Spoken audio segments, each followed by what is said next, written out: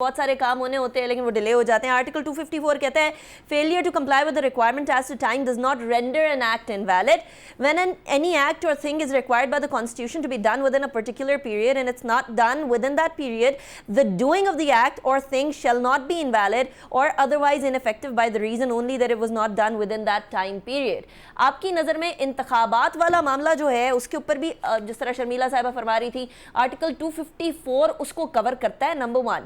Number 2, ये सारी डीलिमिटेशंस वाला मामला एवरीबडी न्यू के अगस्त के अंदर मुद्दत ख़त्म हो जाएगी हुकूमत की, उसके बाद आगे 3 महीने या 6 महीने 2 महीने 60 दिन डिपेंडिंग ऑन के मुद्दत पूरी करती है असेंबली या नहीं, सबको पता था। ये डीलिमिटेशन वाला काम स्पीड अप किया जा सकता था और अगर इसको मोरद इल्ज़ाम ठहराना हो अगर किसी को तो पीटीआई वाली गवर्नमेंट को ठहराएं या इस वाली गवर्नमेंट को ठहराएं?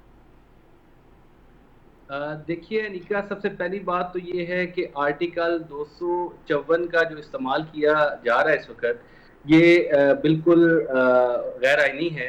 उसकी वजह ये है कि आर्टिकल 254 वो एक जो बच्चे होते हैं ना, नालायक बच्चे होते हैं, तो वो कहते हैं सप्ली भी तो हो सकती है ना, तो सप्ली का इम्तिहान दे के हम पास कर लेंगे, अभी पढ़ने की जरूरत नहीं है।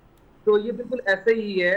आर्टिकल 254 का इतलाक तब होता है जब कोई काम हो ना सके और फिर कभी बाद में वो काम हो तो उसको ये सवाल पैदा हो जाए कि ये काम बाद में, ये काम टाइम से बाद में हुआ तो ये कैसे वैलिडेट किया जाए।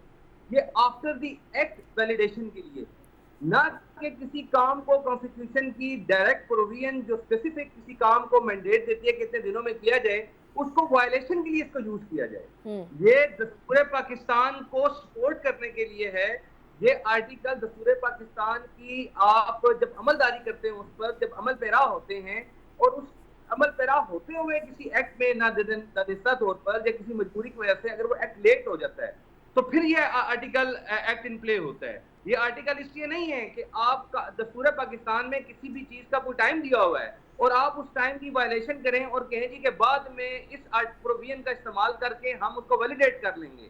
दस्तूर पाकिस्तान की इस तरह की खुला खिलाफवर्जी की आइन इजाजत नहीं देता।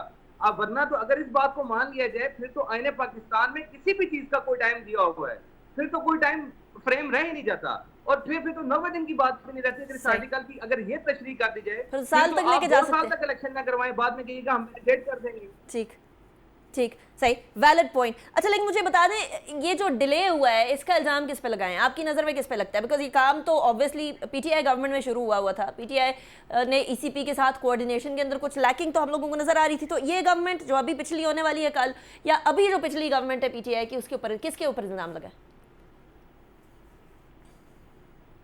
नहीं, ये तो देखिएगा बुनियादी तौर पर ये इसी गवर्नमेंट पर इल्ज़ाम जाएगा।